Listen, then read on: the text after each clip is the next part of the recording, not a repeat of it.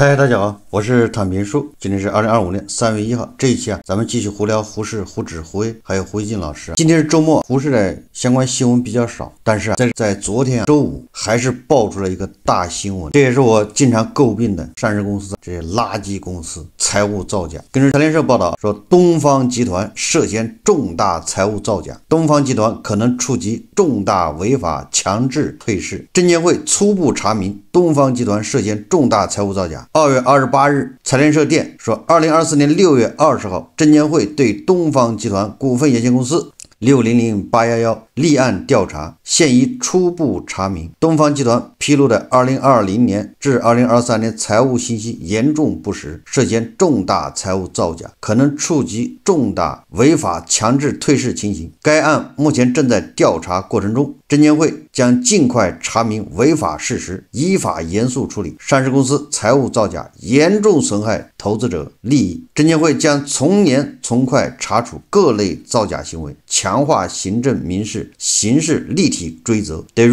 触及重大违法强制退市情形的上市公司，将严格执行退市制度，坚决出清此类害群之马，让造假者付出惨重代价。这个东方集团财务造假有什么过人之处呢？这个东方集团上市已经30年了，一个30年的上市公司财务造假，而且面临着强制退市。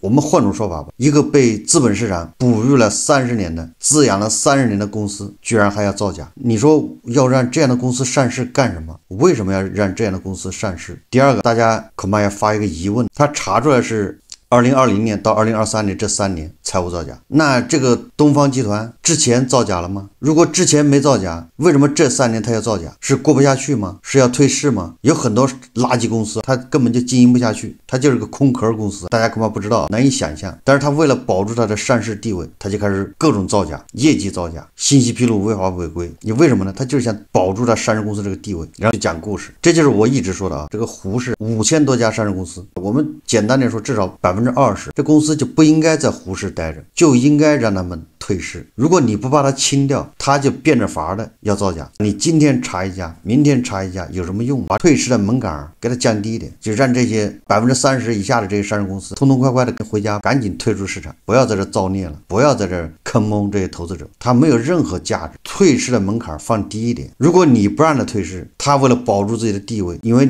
你要保住上市公司地位，各种指标要盈利，要经营业绩，要达到多少，你的市值必须达到多少，那他就玩命的去造假，因为他达不到。所以这种某种程度是你的规则、你的制度逼着他造假。第三个，这里面有13万股民，这下有福了，对吧？直接退市，这13万股民叫血本无归。对这13万股民该怎么处理？对这13万散户情何以堪？现在睡不着觉了啊！基本上他的资产清零。一个1994年1月份上市的老牌农业股，对吧？叫东方集团，你听这名字带东方多霸气，见证了中国资本市场的成长。但是就这么一个资历这么老的一个老牌公司，上市公司居然靠造假，财务信息严重不实，这个13万的股东怎么办？有人就说了，不仅要退市，而且要对这个中小散户要赔偿，甚至还有人说向证监会提建议，上市公司建立保险赔偿制度，对吧？这个财务造假要退市，完了还要给这个中小散户赔钱。其他的我不说，这个东方集团的散户一个子儿都不应该赔，就是活该。我为什么这么说？这个东方集团是2024年6月20号被证监会立案调查。立案调查什么意思啊？就这家公司有问题，在作弊，证监会已经知道了线索，但是还没确凿的证据，违法违纪的线索已经有了，人家来立案调查。那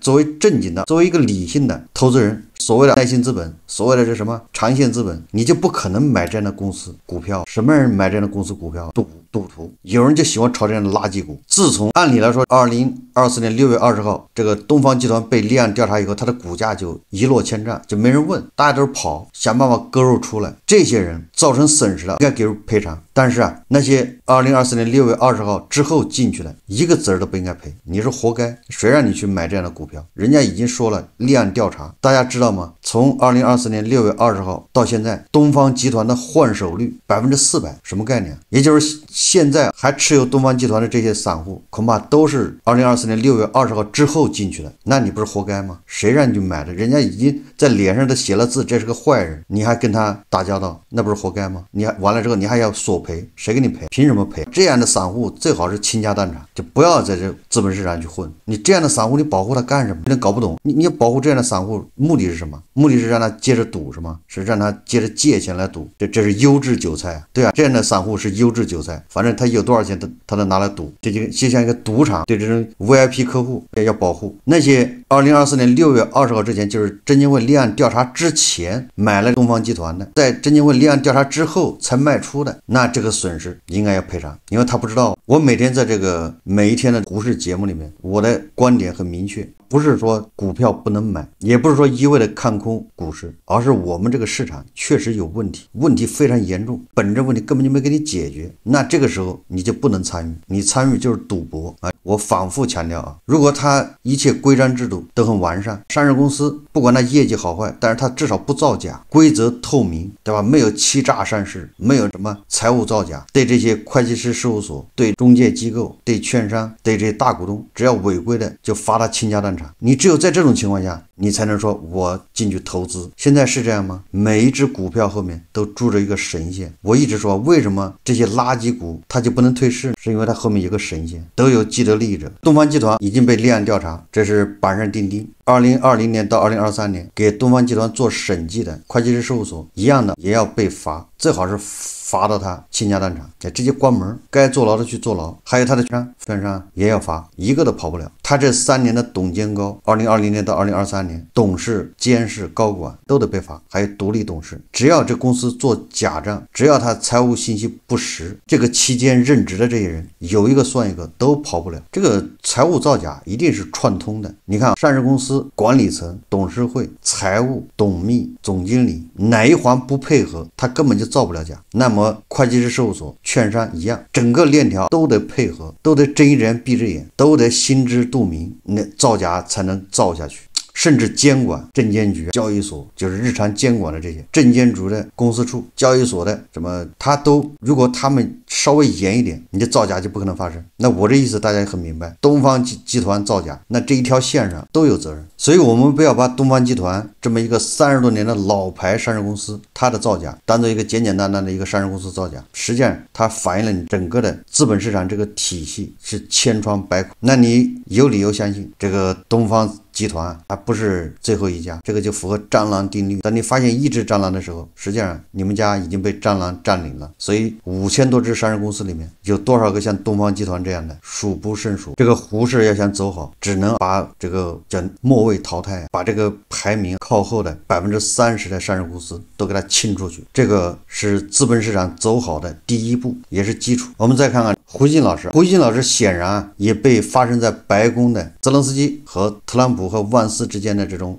互怼给镇住了。为什么说胡锡进老师被镇住了？胡锡进老师今天连发2个微博。第一个微博，他说现在西方媒体都在骂万斯，认为他比特朗普更坏。纽约时报说万斯将自己定位为特朗普的攻击犬，率先发难的是万斯，而不是特朗普，这导致两国外交关系迅速崩溃。副总统没有与乌克兰领导人讨论这个问题的实质，而是采用了一种久经考验的辩论技巧，说转移话题。这对万斯来说是一个引人注目的时刻。过去6周有迹象表明，万斯先生急于展示自己的震撼能力。然后这个经济学人说万斯无疑一开始就打算攻击并羞辱泽连斯基，甚至泽连斯基的核心助手也认为这是场灾难，万斯就是问题的所在。其中一位说泽连斯基必须展现实力才能在谈判中赢得信任，但情绪失控了。一位乌克兰高级安全官员表示万斯似乎对谈判从未真正发生感到满意。作为搅局者，万斯准备充分。他说他专业地完成了任务。每日电讯报说，正是万斯在短短的90秒内将他与泽连斯基的椭圆形办公室里的激烈争论变成了泽连斯基与特朗普的激烈对骂。说副总统以嘲笑的语气发表了一系列抱怨，指责泽连斯基先生不够感激，从而加剧了攻击性。万斯先生是否有意的挑起这样的摊牌尚不清楚，或许是个阴谋。万斯似乎已经精通了这门艺术，他对泽连斯基的所有批评都用一种只是想维护总统的荣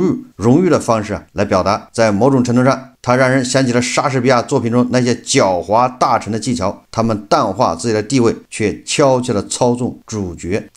你看看，无论是纽约时报还是经济学人还是每日电讯报，他们都认为万斯是有预谋的挑起叫争端。我今天在2个节目里面，一个会员节目，一个和后来补充的专门聊泽连斯基和特朗普万斯的骂战那个节目里面，我已经说了，我个人认为啊，特朗普和万斯2个人，一个唱红脸，一个唱白脸 ，A B 角，准备 PUA 泽连斯基，准备逼泽连斯基就范，哪知道场面失控，泽连斯基硬刚，这个万斯显然不是泽连斯基的个儿，特朗普恼羞成怒，就是这么个局面。这么说，我为什么一直说特朗普是个商人？特朗普是个商人，他说话你就要小心，你不能全信，但是你也不能不信，你重点是看他怎么做。我以前一个老板跟特朗普是一样的，但是他可能比特朗普情商要高，他但是董事长，我是他的助手总经理，我们俩出去跟人谈判，进会场之前他就会直接告诉我，我们俩是 A B 角。什么叫 A B 角？我们正好倒过来，我这个老板负责发炮，我是负责安慰的，所以经常开会的时候，他能说着，那声音突然高八度开始发飙，就冲这个谈判对象发火，你也不知道骂什么，反正是乌七八糟的，有的没的一起上，搞得那个谈判对象不知所云，云里雾里的，丈二和尚摸不着头脑。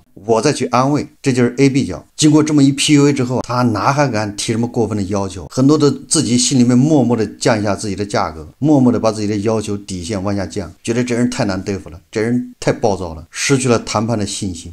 所以我就认为这个特朗普跟万斯俩人实际上就是想搞这么一出，结果人泽连斯基不在乎，硬刚，寸步不让。西方媒体他也认为这个万斯是早有预谋，无非就是想打压泽连斯基， PUA 他。为什么又说到胡锡进老师？胡锡进老师他没有发表观点，他就是把西方媒体这个意见摘抄了一下，复制粘贴。他第2个微博他又说白宫发生震惊世界的激烈争吵后，多方迅速做出反应，说的是梅德韦杰夫是吧？泽连斯基在白宫与特朗普的会谈中受到狠狠一击，他形容泽连斯基在椭圆形办公室遭到残酷的训斥。而外交部发言人扎格罗娃则表示，特朗普和副总统万斯在争吵中能克制住自己，没有对泽连斯基动手，简直是个奇迹。你看这个俄罗斯人就是幸灾乐祸，就是要供火浇油，那意思就是你该打他，你就打他也不算过分。欧洲则声援泽连斯基，说法国总统马克龙与泽连斯基通了电话，并表示帮助乌克兰并制裁俄罗斯是正确的事情。德国总理舒尔茨说无人比乌克兰民众更想得到和平，乌克兰可以依靠德国及欧洲。冯德莱恩说乌克兰要坚强及勇敢，他称泽连斯基从不孤单。意大利总理梅洛尼呼吁美国、欧盟和西方盟友立即举行峰会，在和平谈判中讨论乌克兰问题。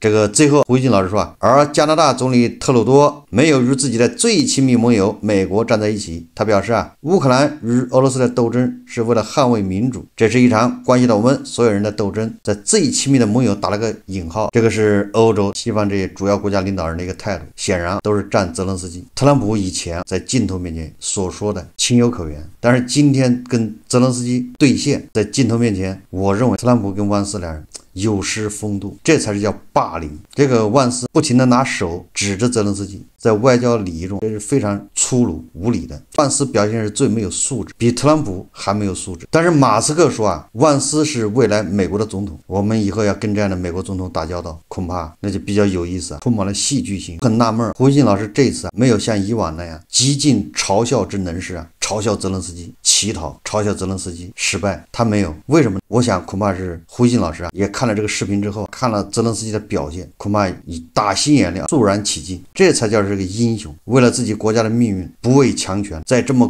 高强度高压之下，依然寸步不让，连胡锡进老师对吧都不敢再调侃几句，不敢嘲笑。有人说泽连斯基应该委曲求全，不应该跟他们争吵，让他们说两句。那这些人看得太肤浅，就他不知道这个争吵的背后的根本原因，深层次矛盾。我在会员节目说了，这个都是细枝末节。深层次矛盾是泽连斯基他接受不了你美国现在要中立，美国应该站到乌克兰和欧洲这个阵营，一起跟普京谈判。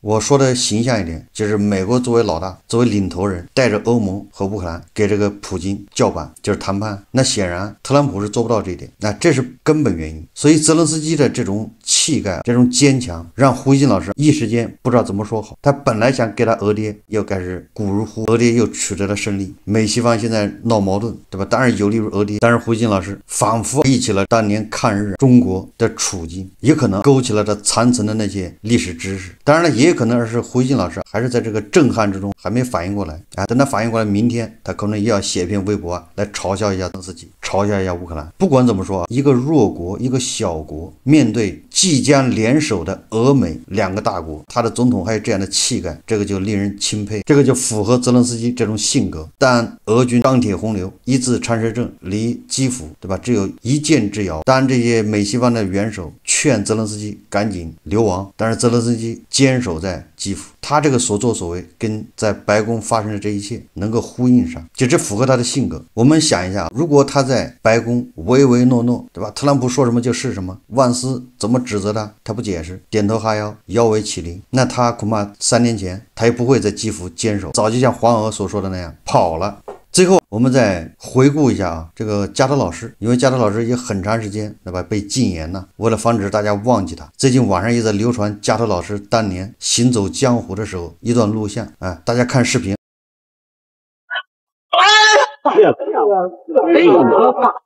哇靠，真的太哇靠了！原来平时文质彬彬的司马南，居然会神秘的硬气功，我简直不敢相信这是真的。随后，司马南表演硬气功，喉咙顶刀。刚说是一把刀打石头，点1两的力气，你透不过气来。这个地方的人比较软的，比较要害的部位，这个刀锋呢是真的，大家可以摸一摸。可以。只见司马南不慌不忙地站定，一把锋利的大刀对准他的喉咙，2块巨石压在他身上。随着他气沉丹田，运气发功，刀尖居然无法刺入，任凭大力推进，也丝毫不伤其身。人还是活蹦乱跳一个，脖子上连点疤痕都没落下。这段罕见的影像拍摄于90年代，真实的记录了司马南展示各种气功表演，令科学无法解释。视频中司马南展示了神秘的硬气功，胸口最大时，司马南躺在地上，胸口平稳地放上2块巨石。一名大汉高高举起大锤，重重砸下，石头瞬间碎裂，而司马南毫发无伤，仿佛这一切只是常规训练。这肚子上破石确实不简单。最惊险的场景莫过于口叼摩托车和摩托车过脑袋，司马南强劲的嘴牢牢咬住正在飞速行驶的摩托车，仿佛用气功力量直接刹车，摩托车瞬间失去动力，东倒西歪。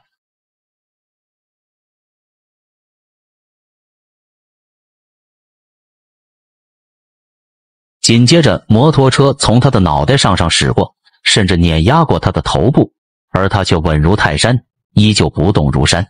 这些硬气功绝技让人目瞪口呆，仿佛看到了人类极限的突破。气功的力量真的是这么神奇吗？当作炉膛，让火在嘴里燃烧，这功夫更……实际上我记得这个视频我转发过，但是考虑到这个视频非常宝贵，这个影像资料，所以再转发一次。这个是上世纪90年代加德老师他行走江湖的时候一些表演。我在想啊，你说这些砖头这些石块砸在加德老师脑袋上，加德老师脑袋一点的问题都没有，加德老师有铁头功，但是为什么咱们的铁头功对付不了美的的电梯呢？那是为什么？就这问题出在哪儿？你看加德老师脑袋上摩托车压没问题，砖头敲没问题，但是一到美的的电梯那儿他就出了问题，是不是美的的电梯不懂人情世故啊？总之啊，肯定是有一个地方有问题啊。这种宝贵的影像资料啊，得研究加德老师，得研究加德老师的心路历程、成长过程，是一个非常好的资料啊，非常宝贵。好，这期节目我们就聊到这里，感谢大家收看。如果喜欢我的节目，欢迎订阅转发，也可以在下方留言评论，谢谢大家。